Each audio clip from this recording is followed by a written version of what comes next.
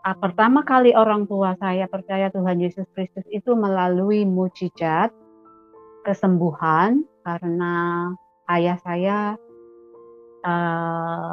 ada sakit hernia yang cukup parah, tidak bisa berjalan sampai tidak bisa bangun. Saya tidak tahu persis ceritanya bagaimana karena orang tua saya bercerita bahwa pada waktu itu ada seorang yang datang kepada bapak ibu saya untuk menyampaikan kabar baik itu, dan orang tersebut mendoakan. Nah, dengan berdoa itu, menyebut nama Tuhan Yesus itu, ayah saya terutama mengalami kesembuhan total.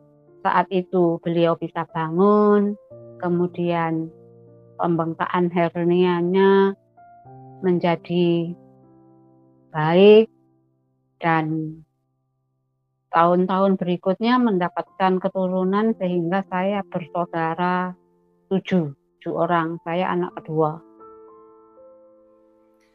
Shalom saudara yang dikasihi oleh Tuhan Yesus. Sungguh luar biasa kasih Tuhan bagi kita semua. Kembali berjumpa lagi di channel ini. Kali ini kita akan dengarkan kesaksian dari seorang wanita keturunan Jawa yang percaya kepada Tuhan Yesus.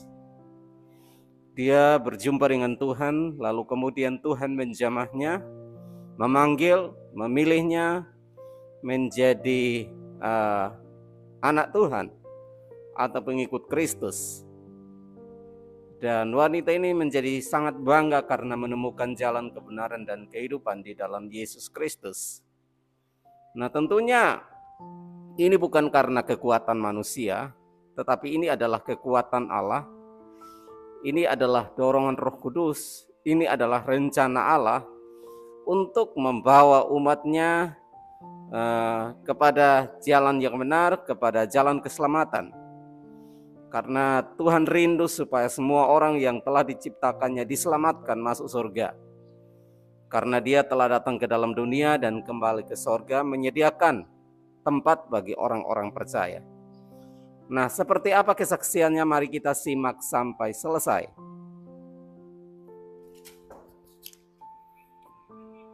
Saudara-saudara semua yang dapat mendengar suara saya,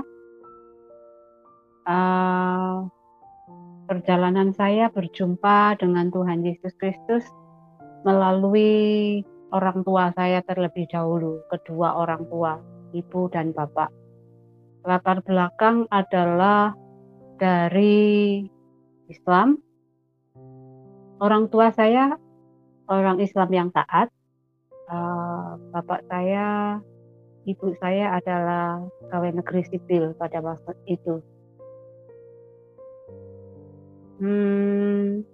Karena kami adalah keluarga yang campur sukunya, ada Chinese-nya, ada Jawanya.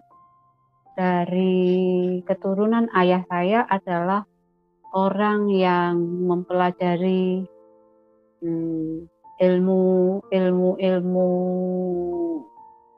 ya, kalau sekarang nggak tahu dikatakan apakah dukun, apakah apa ya, pokoknya orang yang bisa tahu sesuatu gitu. Ya seperti itulah. Dan keturunan saya yang di atas itu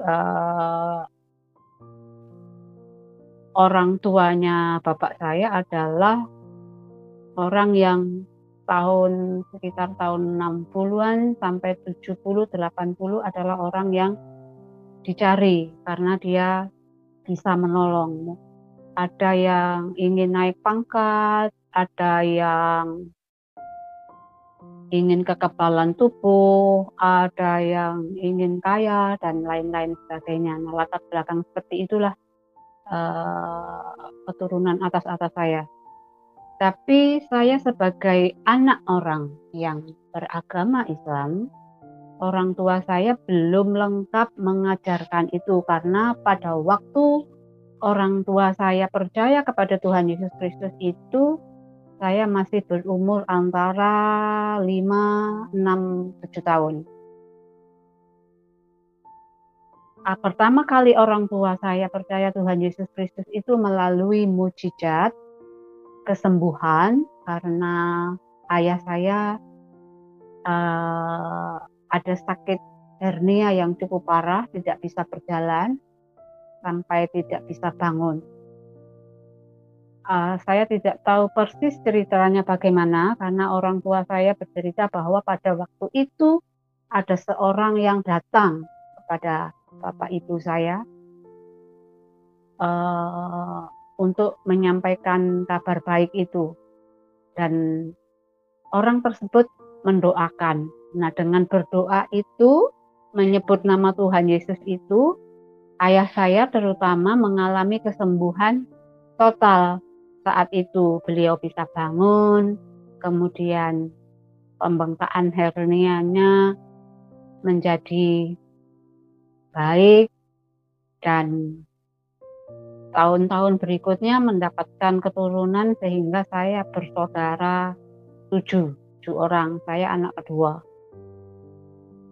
Nah, pada masa itulah ayah saya, ibu saya mulai mengenal Tuhan Yesus secara baik melalui pengajaran pembacaan Alkitab yang diajarkan, yang setiap minggu sekali orang itu datang. Karena pada masa itu juga tidak mungkin bapak ibu saya menunjukkan secara spontan perpindahannya dari Islam ke Kristen. Karena pada tahun-tahun itu, karena bapak saya seorang guru juga, ibu saya juga menjadi sorotan, menjadi teladan bagi orang yang di kampung saya yang sekarang saya datang kembali, karena beberapa tahun yang lalu saya sempat kemana-mana. Nanti ada terusnya, ceritanya panjang. Pada saat itu saya menderita antara umur 5 tahun sampai usia SMP ya, menderita sakit kanker kulit yang cukup parah, dan tahun itu antara tahun 68 sampai tahun 80-an itu menurut dokter obat untuk saya itu ada, tapi sangat mahal. Kami keluarga tidak dapat menjangkaunya dan masih jarang. Dengan berjalannya waktu, orang tua saya semakin mempercayai Tuhan Yesus, semakin bertumbuh imannya, dan kemudian tahun 72 kalau tidak salah, mereka menyatakan diri mau beribadah ke rumah ibadah yang di kota, karena di desa kami pada masa itu belum ada rumah ibadah, belum ada gereja. Dan saya selalu dibawanya untuk datang. Dengan harapan saya pun mengalami kesembuhan.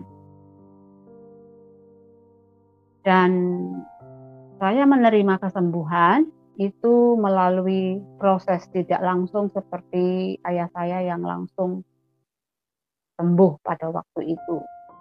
Saya mengalami proses dari masuk sekolah SD, SMP, baru masuk SMA kelas 1, baru betul-betul mengalami kesembuhan total. Nah, dalam tenggang waktu itulah, karena memang saya sakit, saya sering mengalami pembulian, tidak dianggap, direndahkan, bahkan dihina, apalagi kondisi mata saya yang satu sebelah itu memperparah, orang tidak menyukai. Tapi orang tua saya membesarkan hati saya untuk tidak minder, tapi dengan pembulian yang tiap-tiap hari dan saya tidak mempunyai teman, tentu saja mengalami rendah diri dan tertutup. tidak mudah tersenyum, sedih hati. Tetapi yang menjadikan saya kuat pada waktu SMA setelah sembuh secara baik, sekalipun belum dikatakan sempurna banget karena bekas-bekas luka itu masih ada,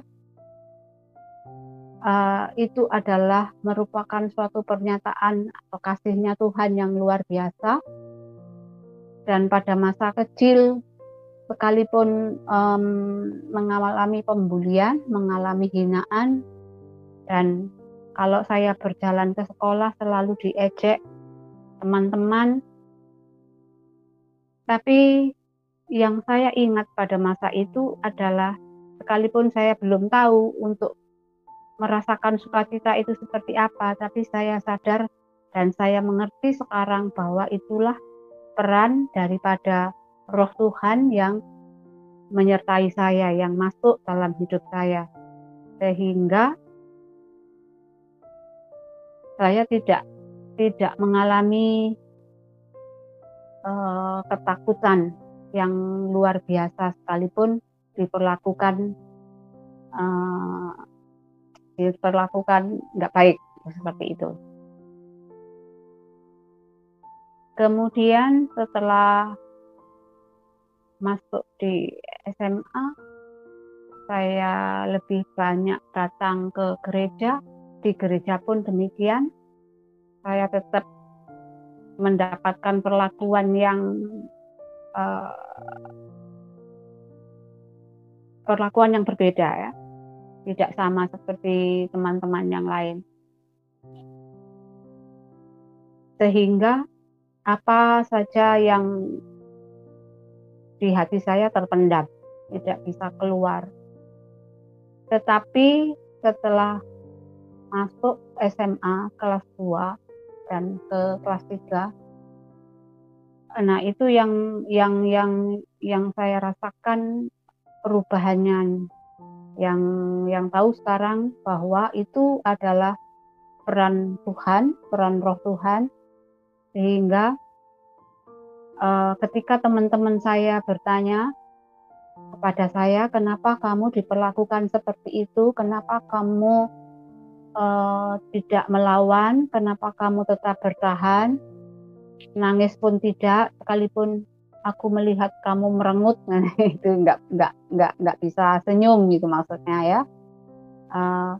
Lalu mengalir saja dari mulut saya menceritakan tentang Tuhan Yesus, dan saya bercerita tentang kegiatan saya di gereja, dan teman-teman saya satu kelas pada masa itu tahun 80 81, karena di gereja di kota itu ketika itu ada KKR yang didatangi oleh seorang artis yang bernama Franz Daromes, itu bertobat, percaya pada Tuhan Yesus Kristus. Nah, di sanalah ada banyak orang datang dan kesembuhan terjadi, dan teman-teman saya yang di sekolah ikut datang melihat saya di sana. Nah, pada waktu itu saya dilibatkan menjadi oleh gereja yang di desa, diikutkan semacam kur gitu ya, semacam nyanyi, ikut bersama-sama mereka, dan saya berada dengan mereka di depan ruang gereja depan seperti itu, sehingga teman-teman saya melihat. Nah, mulai hari itulah teman-teman tidak lagi membuli saya, dan teman-teman saya banyak bertanya tentang mereka tidak mengatakan seperti apa Tuhan Yesus itu, tapi lebih banyak menanyakan tentang kegiatan yang ada di gereja, karena mereka berkata bahwa seneng ya di gereja itu nyanyi. Kemudian pada waktu itu di kota saya, gereja itu adalah gereja yang lumayan ada musik yang lengkap, sehingga teman-teman saya menyukai. Nah, dari sanalah saya bertumbuh imannya secara baik. Namun demikian, yang saya pahami sekarang adalah bahwa kuasa iblis atau setan itu tidak menyukai orang-orang yang mau lebih lagi dekat hubungannya dengan Tuhan. Di masa-masa itulah mengalami masa transisi, ya, terkikis imannya sampai beberapa tahun akhirnya tetap kembali kepada Tuhan, sekalipun banyak hal, banyak kesulitan yang saya alami. Dan pada suatu kali saya harus berkeluarga, sekalipun saya menganggap bahwa mungkin pandangan saya secara pribadi itu sebuah kekeliruan, karena pasangan hidup saya pada waktu itu orang yang berlatar belakang dari Muslim juga, tapi keras, beraliran yang sangat keras, didikan yang keras. Saya mau dengan beliau, dengan pasangan hidup saya itu karena beliau menyatakan mau ikut Tuhan saya. Nah, dari situlah saya bersedia, sekalipun prosedurnya mengikuti aturan adat istiadat dari suku Melayu. Karena bapak mertua itu adalah orang dari Bengkulu, suku Rejang Lebong. Mereka didikan yang sangat keras, tapi mereka pun, saya menganggapnya pengenalan akan Tuhan juga tidak tahu pasti, tapi mereka melakukannya dengan taat. Nah, ketika masuk dalam rumah tangga itu kami mengalami proses Tuhan yang sangat keras juga, karena di daerah Sumatera Selatan yang saya tempati itu juga sekitar desa sampai ke kota, mereka punya peradaban yang percaya kepada orang-orang yang disebut, kalau orang Jawa, orang pinter itu. Nah, menurut saya adalah orang-orang yang punya hubungan dengan okultisme, kuasa gelap.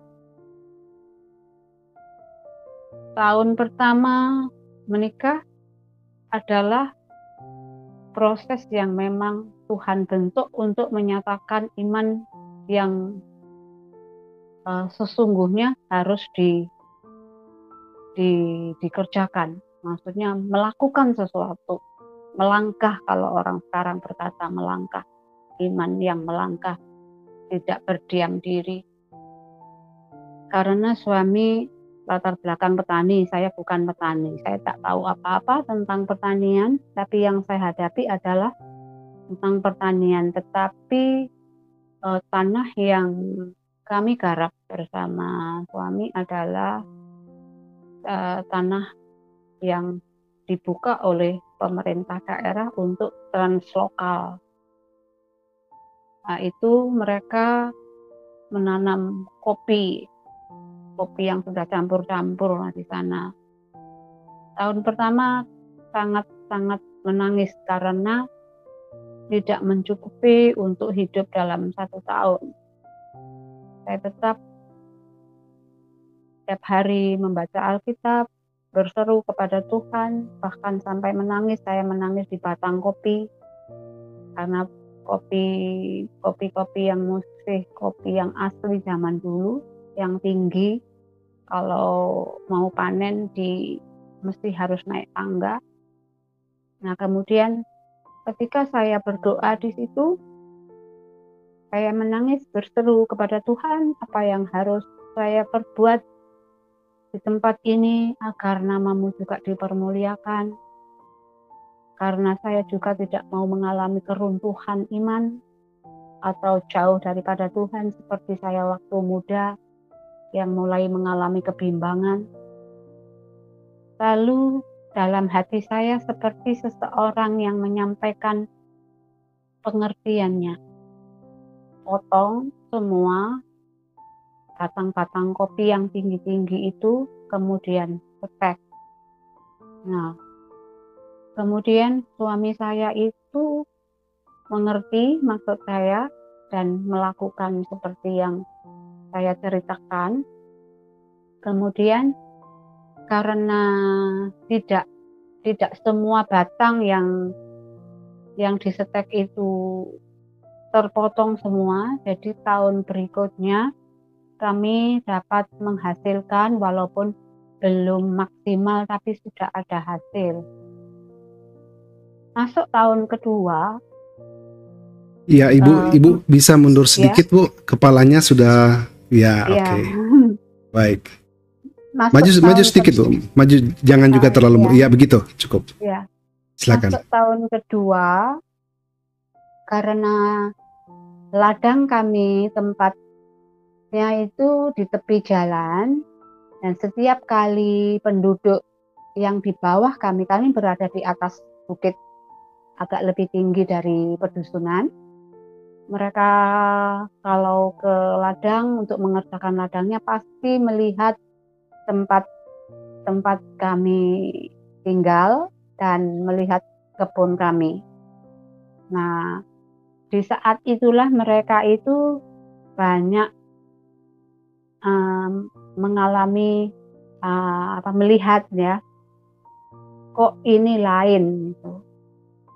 Karena ketika musim panas di kebun itu jauh dari sungai sehingga tidak ada air yang dapat kami gunakan untuk menyiram batang-batang kopi itu, mengandalkan kalau ada hujan turun.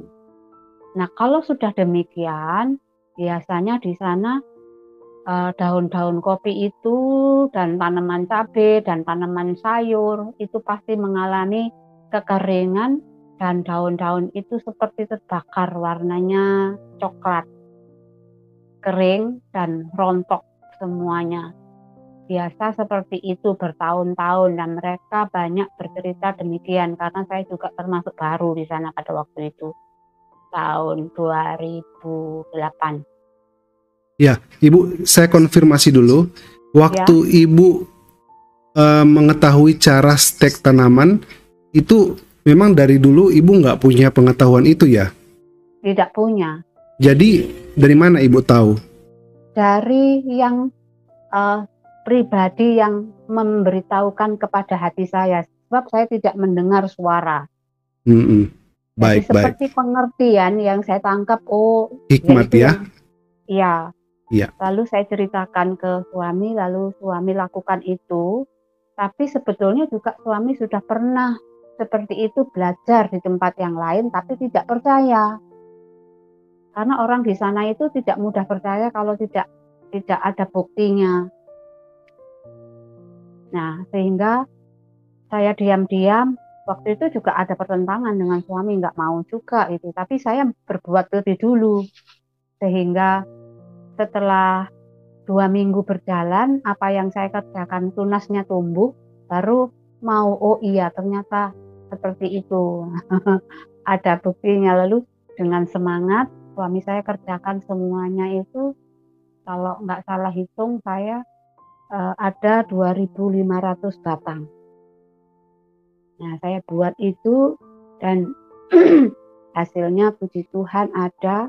Dan tahun kedua, menurut orang-orang yang punya pengalaman di Lampung, kata mereka itu 4 tahun baru mendapatkan hasil yang maksimal. Tetapi di tempat saya mengalaminya bukan 4 tahun, 2 tahun, termasuk 1 tahun itu ada hasil, tapi masuk tahun kedua itu hasilnya sudah luar biasa. 1 batang itu menghasilkan 1 kilo lebih dari buah kopi itu kalau dalam ukurannya.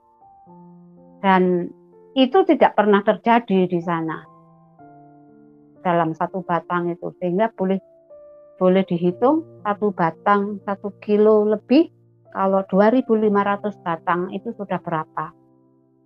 Nah, dengan demikian mendapatkan hasil seperti itu dapat mencukupi tahun-tahun berikutnya dan mendapatkan modal untuk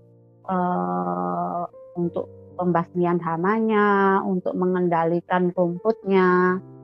Karena pada masa itu juga rumput juga susah mati, itu pun Tuhan juga yang memberikan pengertian supaya tidak menggunakan obat yang mempengaruhi tanah, karena selama ini orang menggunakan obat-obatan yang membunuh rumput itu, tapi berpengaruh kepada tidak suburnya tanah. Nah, saya juga diberi pengertian Tuhan untuk membuat formula itu secara tradisional juga, untuk disemprotkan ke rumput-rumput itu mati, tetapi tanahnya tetap sehat, tetap tidak pengaruh, terutama pada waktu musim kering, sehingga daun-daun itu tetap hijau. Nah, dari sanalah dampaknya kepada masyarakat yang melihat itu, mereka datang. Orang di sana mempunyai kebiasaan suka tidak suka itu mereka tidak berkata, dipendam di dalam hati diam-diam. Nah, saya pun tidak mengerti kalau di antara mereka dengan keberhasilan itu tidak menyukai, apalagi ketika 4 tahun atau 5 tahun kemudian mengetahui bahwa kami berdua adalah orang yang percaya kepada Kristus. Nah, mulailah di sana ada penyerangan secara diam-diam melalui kuasa gelap.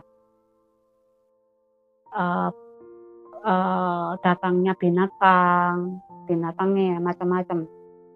Ada yang kalajengking hitam itu banyak sekali datang di rumah kami. Kalau di sana kan disebut bukan rumah karena di dalam kebun ya. Saya rumah pada umumnya di dusun belum punya pada waktu itu.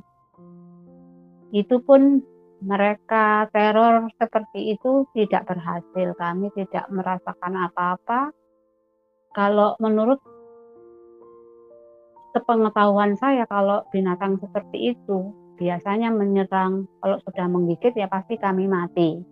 Sebab bukan 1-2, banyak. Kemudian orang pun masuk sudah menyiramkan bensin ya di seputar rumah. Kalau di sana sebut dangau. Nah, dangau itu sama dengan pondok lah. Sebab kalau mereka sebut rumah itu kalau sudah pulang turun ke pedesaan itu mereka sebut rumah. Nah, itu pun tetap tidak mengalami apa-apa, tidak terjadi pembakaran. Yang aneh itu adalah orang tersebut tidak bisa keluar dari tempat kami, berputar-putar di sekitar pondok, sehingga pagi hari kami bangun kaget juga kok ada orang di situ. Nah, saya masak, saya beri dia makan, baru dia bercerita mau kemana, dia bercerita mau pulang, tidak tahu jalannya. Saya dengan suami antar dia pulang. Sehingga sampai puncaknya suatu hari, karena mungkin mereka juga tidak menginginkan keluarga yang lain. Sebentar Ibu. Ya. Ada yang menarik di sini, Bu. Ya, seperti Ibu katakan tadi di awal, bisa bantu arahkan ya kalau misalkan sudah sedikit supaya saya bisa fokuskan kepada kesaksian. Bu, pada waktu terjadi penyerangan, kalajengking yang dikirim ke rumah, itu ya Bu ya, itu bukan sekali kan Bu? Dan dahulu tidak pernah kejadian itu.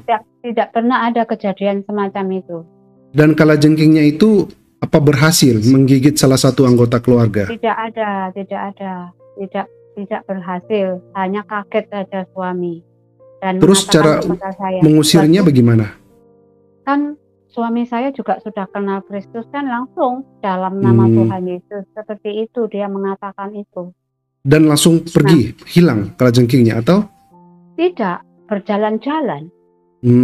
Oke. Berjalan-jalan di situ saja, tidak menggigit. Kemudian saya sapu untuk dikeluarkan dan dibakar. Bakarnya Baik. dalam nama Tuhan Yesus. Baik, berarti ini masih ada roh-roh seperti Ibu tadi bilang, ini kan ada kekuatan gaib mungkin, Bu ya? Ya, memang sekitar sana orang-orang masih ada yang percaya seperti itu. Iya, okkultisme ya. Iya. Dan waktu orang yang mau membakar rumah atau tempat Ibu, kok bisa dia tidak keluar dari situ, Bu? Padahal kan dia tahu masuk. Iya, tidak bisa. Lah itu yang aneh, saya pun sampai sekarang nggak ngerti. Nggak bisa pulang, berputar-putar di kebun saya sudah. Baik. Sampai keesokan harinya. Tahu. Iya, sampai berdua kami tahu loh. Ini kok ada orang kok keliling terus, jalan terus, apa yang dicari? Orangnya dikenal? Tidak dikenal. Berarti tapi bukan orang dari situ, Bu ya? Bukan orang desa. Iya. Tapi ketika dia menyebutkan suatu tempat, suami saya tahu. Oh. Ya, gitu. Berarti ini orang suruhan gitu. Baik, luar biasa ya, mujizat terjadi di mana kuasa Tuhan melindungi Ibu dan suami. Lanjut, Bu. Iya, betul. Nah, dengan kejadian tersebut, saya dan suami lebih lagi berhati-hati, lebih lagi dekat dengan Tuhan, menyembah Tuhan semampu kami. Nah, ketika malam hari, pada saat malam hari saya habis menyembah Tuhan dengan suami, nah itu ada beberapa orang datang. Beberapa orang datang untuk mengajak suami saya membantu mereka stek seperti yang tempat saya, jadi ke tempat lain itu. Di tempat yang jauh lebih tinggi posisinya dari tempat saya. Kalau di sana kan tidak ada kendaraan yang digunakan ya, karena perbukitan gunungan. Jadi berjalan kaki. Nah, perjalanan kaki itu menempuh 3 jam jauhnya. Nah, saya tinggallah sendiri di kebun itu, di danau itu. Dan sudah menjelang malam, 2 orang datang mengatakan kepada saya, kamu harus keluar dari sini, kalau tidak kamu mati. Nah, mereka sudah menggunakan senjata mereka, golok yang diletakkan. Nah, kalau sudah diletakkan di posisi seperti itu, ya saya tahu itu maksudnya apa. Itu suami sudah pernah memberitahu soalnya. Nah, kemudian baju saya semua dikumpulkan oleh 2 orang tersebut, dan orang tersebut mengatakan saya harus turun ke kampung ditemani oleh beberapa orang perempuan. Kemudian besok harinya 2 orang itu sudah membawa pakaian saya, koper saya, untuk naik kendaraan L300 menuju ke Lampung. Jadi Ibu dipaksa untuk keluar dari rumah Ibu? Iya, dipaksa. Dengan ancaman golok? Iya. Karena suami sudah kasih tahu kalau diletakkan, artinya Bu diletakkan gimana? Ya. Diletakkan di tanah atau dalam rumah? Diletakkan itu kan rumah panggung ya? Iya. Diletakkan di tengah pintu dengan posisi tertentu.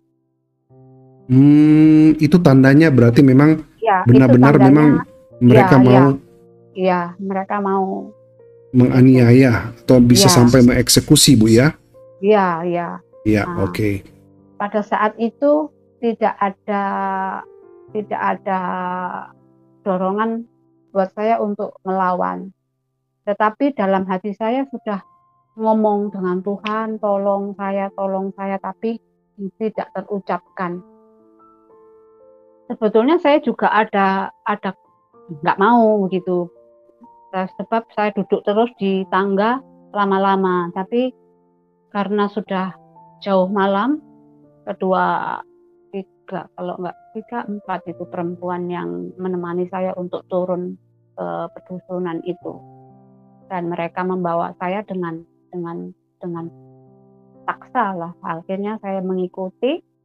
Dengan singkat cerita, sampailah saya di pedusunan itu, dan di situ sudah menunggu mobil, sudah menunggu kendaraan L300 itu untuk membawa saya ke Lampung. Lah perjalanan dari desa ke kota itu 2 jam karena jalannya liku-liku. Dari kota apa itu namanya, Muara II ya, Ogan Komering Ulu Selatan untuk ke Lampung itu kalau tidak salah 4-6 jam.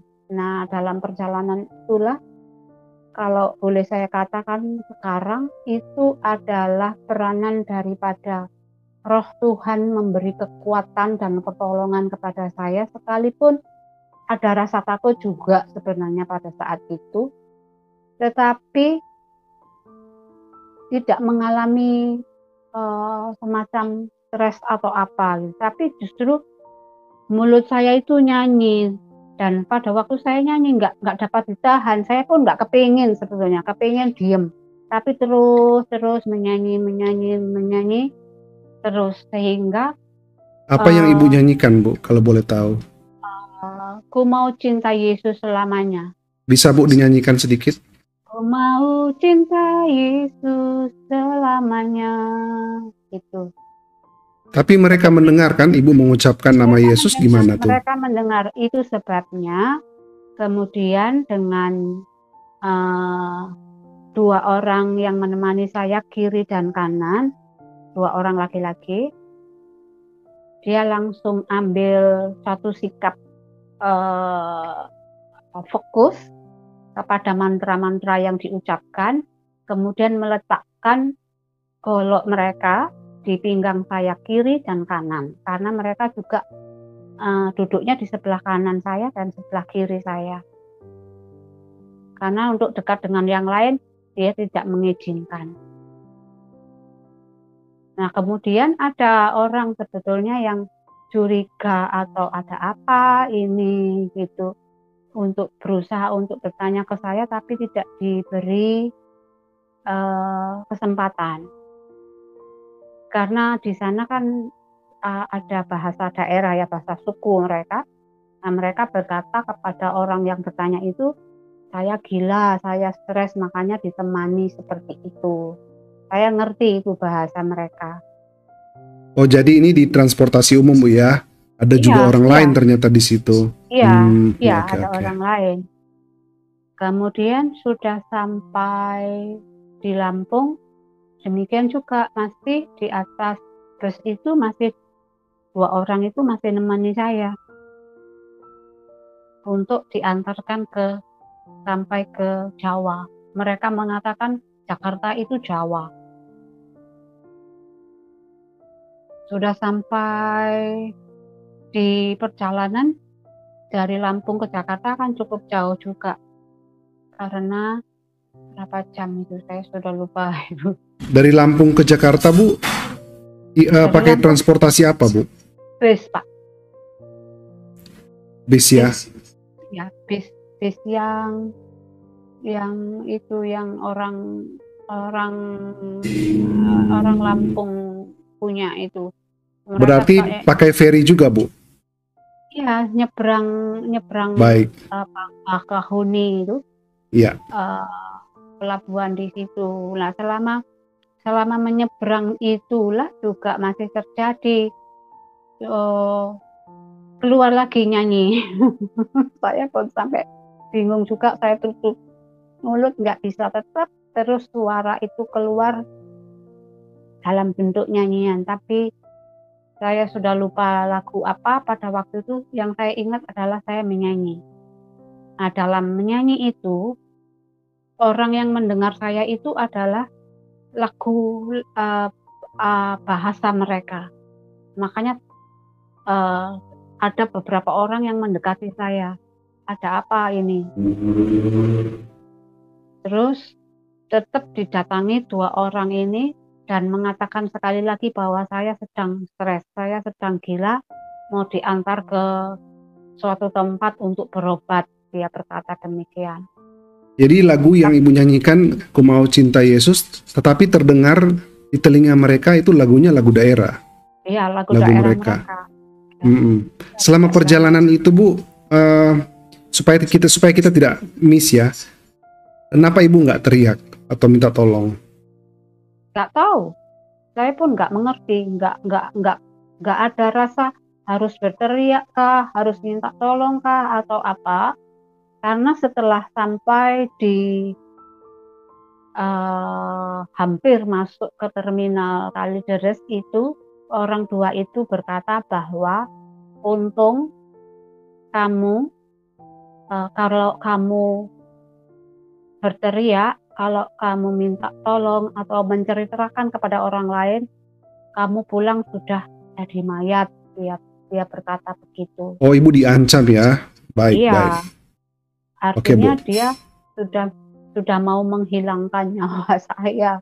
Tapi yang saya yang sampai sekarang ini nggak sampai masuk di pikiran saya adalah banyak orang yang bertanya seperti itu loh, kenapa kok nggak minta tolong, kenapa kok nggak berteriak, kenapa kok nggak ini dan sebagainya. Nggak tahu, saya nggak punya reaksi yang harus bagaimana pada waktu itu gitu.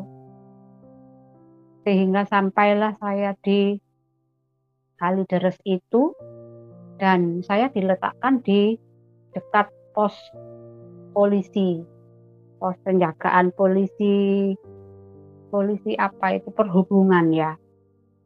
Dan kemudian karena saya lama duduk di sana, orang tersebut tanya dan saya juga bercerita bahwa saya nggak ada uang untuk pulang ke Jawa Timur. Nah, mereka tolong saya untuk masuk ke sebuah bis pulang ke Jawa Timur. Dan mereka juga memberi saya bekal makan. Nah, selama perjalanan dari kampung, dari desa tempat suami saya, mereka yang bayar. Karena saya tidak diberi uang sama sekali. Nah, dengan kejadian itu, sekarang ini boleh mengatakan bahwa itu yang dikerjakan Tuhan dalam hidup saya, yang tidak bisa saya pahami sampai sekarang. Nah, karena itulah semakin yakin akan Tuhan Yesus. Apapun yang terjadi tidak diingkari lagi, meskipun penderitaan yang dialami. Ya. Nah, saya luar biasa. Bu, ada satu yang terskip kalau tidak salah Bu ya, yang terloncat. Ya. Ketika ibu mengalami sakit ya, yang ketika itu kanker kulit ya, benar ya? Kulit, ya. Nah, ibu mendapat mujizat waktu itu. Mendapat. Iya. Sembuh kan, dokter pun sampai bertanya kepada orang tua diberi obat apa. Oke. Ya, orang tua mengatakan tidak diberikan apa-apa kecuali salep yang diberi oleh rumah sakit setempat, hanya sebatas salep untuk mengeringkan luka itu, tapi ketika kering, basah lagi, kering, basah lagi, dan menimbulkan bau. Itu sebabnya orang nggak menyukai saya, nggak mau dekat. Jadi prosesnya cukup lama juga Bu ya, sampai sembuh ya? Iya, iya. Dan sekarang ini sudah sembuh total? Sudah sembuh total. Amin, puji tidak Tuhan. ada bekas juga. Nah, yang saya ingin sampaikan juga, ketika saya dipaksa untuk pulang, itu sebetulnya ada beberapa kejadian yang memang membuat orang lain iri, tidak menyukai. Itu karena banyak orang datang bertanya tentang perubahan tanaman yang saya sebut tadi, kopi itu dengan cabai itu, karena ada perbedaan yang sangat menonjol di tempat sana. Orang datang malam hari pasti, kalau siang hari mereka nggak mau datang karena kami bekerja membersihkan rumput, menanam dan sebagainya, sehingga mereka punya kesempatan untuk datang malam hari. Nah, ketika mereka bertanya itulah saya sampaikan dan saya mengajari mereka, ini rahasianya gitu. Apa itu? Saya beri Alkitab untuk mereka baca dan mereka mau membaca. Nah, khususnya ibu-ibu, karena kebiasaan orang di sana, karena saya perempuan, disuruhlah istri-istri mereka yang datang kepada saya untuk bertanya. Nah, saya ngomong saja, mereka tidak percaya, sehingga mereka membawa saya ke tempat kebun mereka untuk memberi contoh.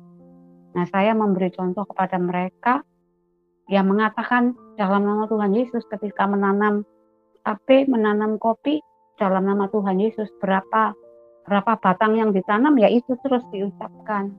Nah, tahun berikutnya mereka mengalami hal yang sama.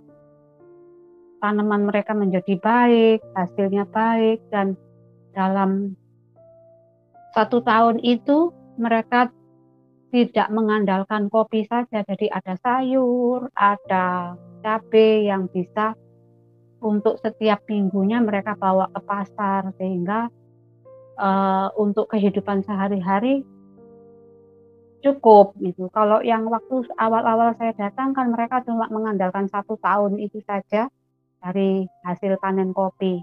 Setelah itu sudah mereka lebih banyak menjadi buruh tani di desa lain untuk menyambung hidup mereka. Nah, perubahan itulah, perbedaan itulah yang membuat mereka tidak suka dengan keberadaan saya dan membawa suami saya sampai sekarang berada di mana saya pun nggak tahu. Dan itu tetap Sebentar Bu. Suami ibu dibawa ketika itu ceritanya ya, pada waktu malam sebelum ibu diancam dan dibawa juga ya ya, keluar dari desa. Sampai saat ini tidak pernah kembali. Tidak tahu di mana beradanya. Wow. Ibu tidak pernah mencarinya atau? Yang saya dengar itu di sana di Trans itu kan ada hamba Tuhan transmigrasi ya. Saya sempat kenal juga dengan mereka dan tanpa sengaja juga saya membuka-buka YouTube gitu, saya menemukan nomor hamba Tuhan itu, saya hubungi dan saya bertanya, lah hamba Tuhan itu berkata bahwa sempat melihat suami saya, tapi tepatnya di mana beliau tidak tahu. Jadi dengan kata lain sampai saat ini dapat dikatakan hilang Bu ya? Iya, tapi boleh dikatakan masih hidup lah, karena ada yang berjumpa. Oh, ada tapi yang ketemu itu, dan mengatakan. Iya, tapi itu 4 tahun yang lalu. 4 tahun yang lalu, nggak tahu sekarang. Sesudah kejadian Bapak dibawa itu ya? Iya. Oke, baik. Lanjut Bu.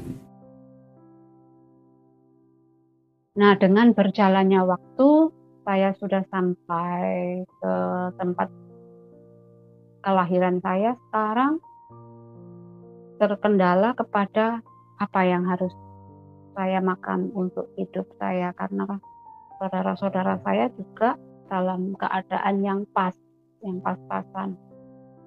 Dan dengan keadaan saya pada masa itu tidak ada yang respect terhadap saya lah, itu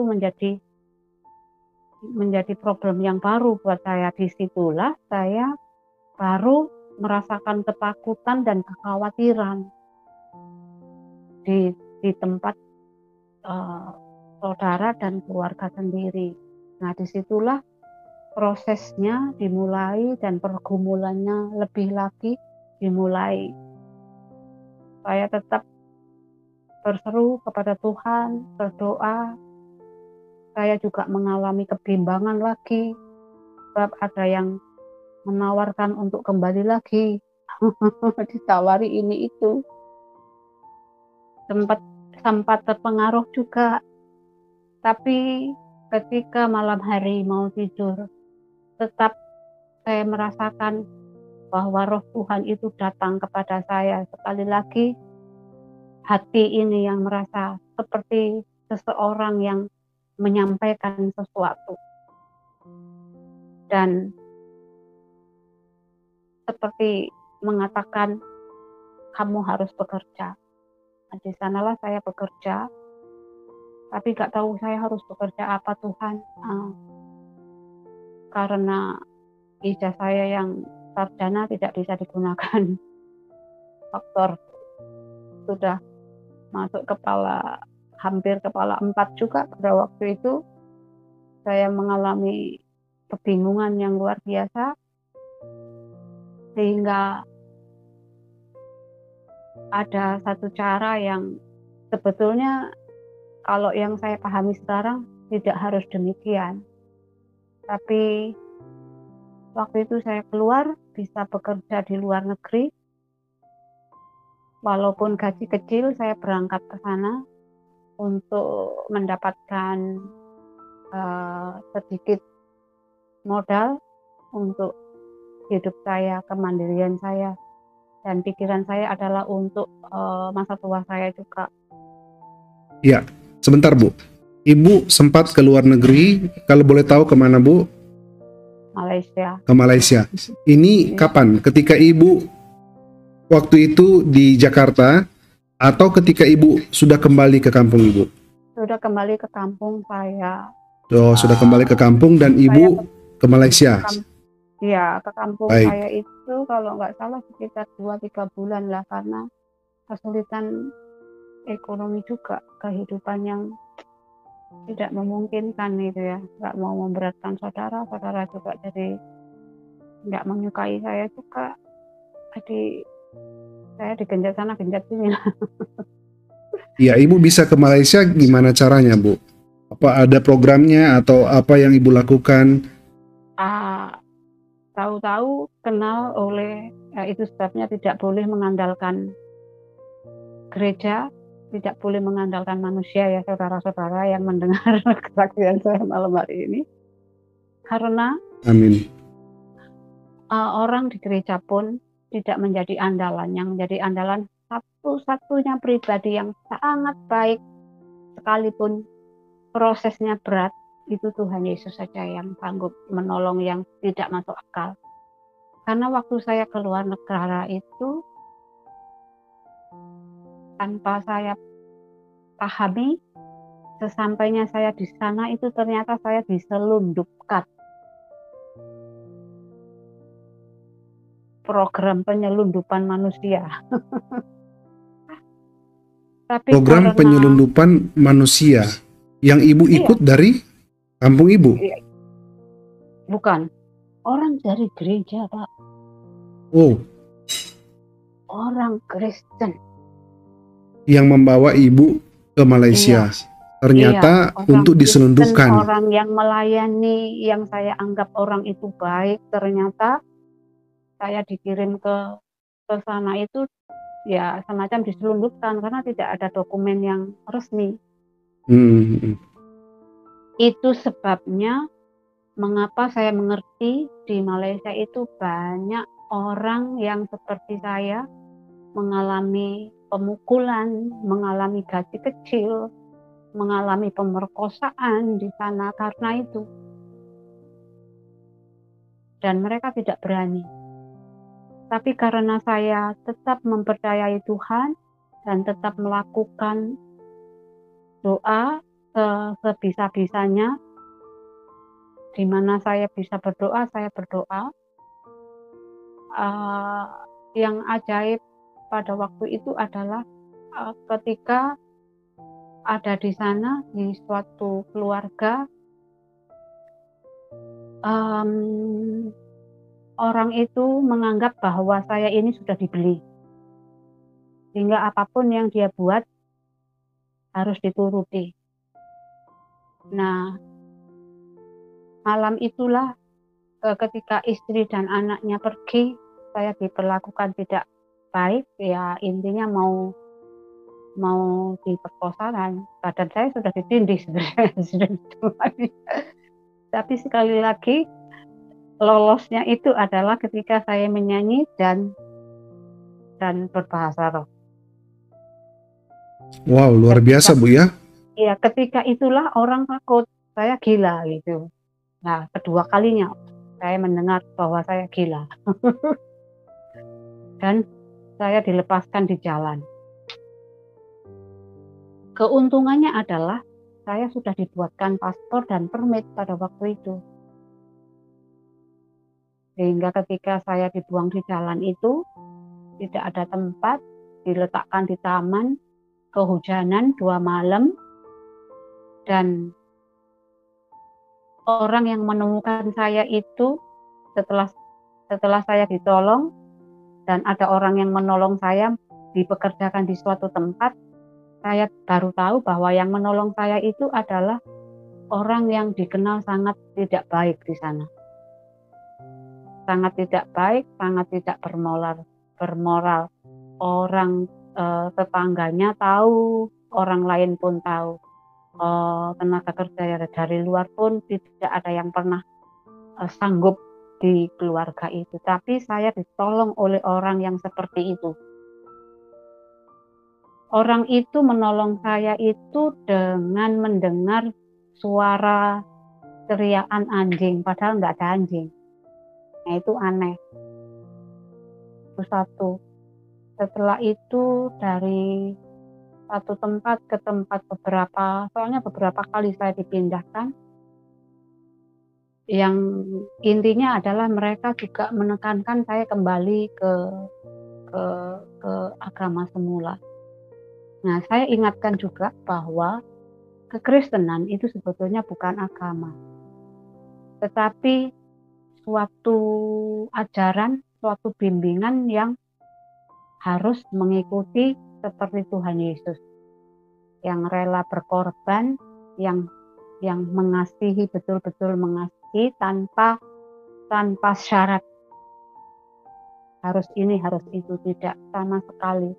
Sekalipun ketika saya sudah diselamatkan, sekalipun suatu waktu saya mengalami kegoncangan, suatu waktu saya mengalami kebimbangan dan hampir kembali lagi ke semula, tetap Tuhan menunjukkan kebaikannya, kasihnya, keselamatannya, perlindungannya, dan pertolongannya. Sehingga pada waktu saya sudah masuk tahun keempat, kelima, mendapatkan orang yang baik, orang yang percaya Tuhan Yesus juga, walaupun tidak mengenal apa itu Roh Kudus. Ya, mereka orang Metodis. Dari keluarga itulah mereka, karena punya banyak kawan-kawan orang-orang yang dari Kesultanan di Malaysia. Karena saya sendiri menyadari sebetulnya tidak pandai memasak, tapi apa yang saya kerjakan selalu saya menyebut nama Tuhan Yesus dalam hati saya, supaya apa yang saya kerjakan tidak terkendala. Mereka melihat saya baik, apa yang saya lakukan menurut mereka adalah benar, sehingga ada 7 keluarga yang sudah percaya kepada Tuhan Kristus, dan saya sampaikan kepada suatu gereja di sana untuk dibimbing. Tapi selama proses itu pun Tuhan lakukan prosesnya berat juga menurut saya, karena saya diperlakukan tidak baik juga, tidak adil juga. Dituduh, kalau orang di sana sudah menuduh mencuri itu sudah sangat berat, karena hubungannya adalah dengan polisi di sana, dipanggil polisi. Sampai saya dipanggil, diperhadapkan, saya tetap mengatakan tidak.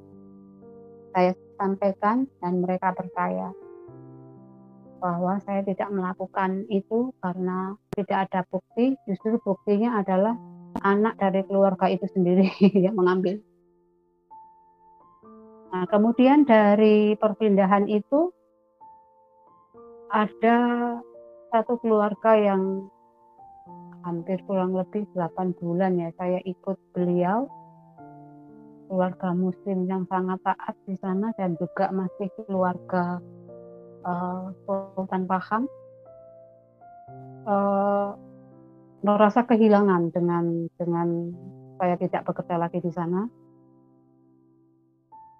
Beliau sakit, tapi ketika di rumah sakit diperiksa oleh dokter itu di scan di kepala, kemudian ronsen, periksa darah, periksa semua, tidak ada yang menunjukkan bahwa beliau sakit.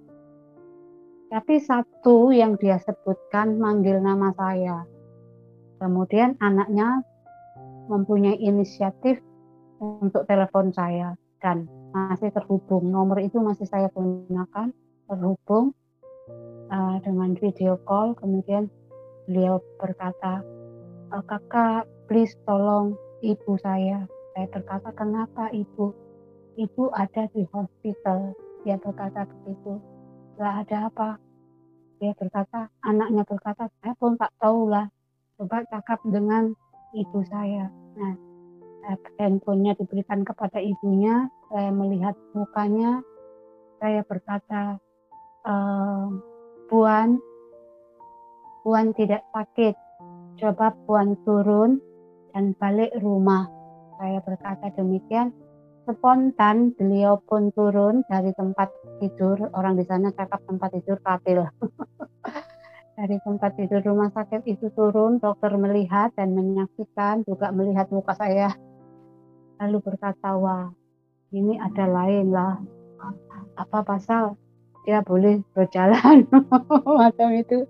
Dan Puan ini, majikan saya yang dulu ini boleh berjalan dan pulang ke rumah. Nah itu yang Tuhan lakukan di dalam membela saya, sehingga tahun-tahun berikutnya di mana ketika saya mengalami kesulitan dokumen, seharusnya saya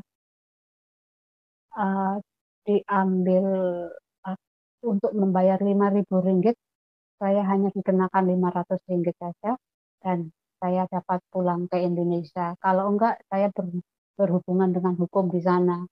Nah itulah keajaiban Tuhan yang saya alami sampai sekarang. Nah sekarang di tempat saya pun, puji Tuhan, untuk sehari-hari walaupun hanya mencucikan baju orang, menyetrika baju orang, puji Tuhan saya boleh hidup, saya masih bisa makan, untuk keperluan sehari-hari cukup.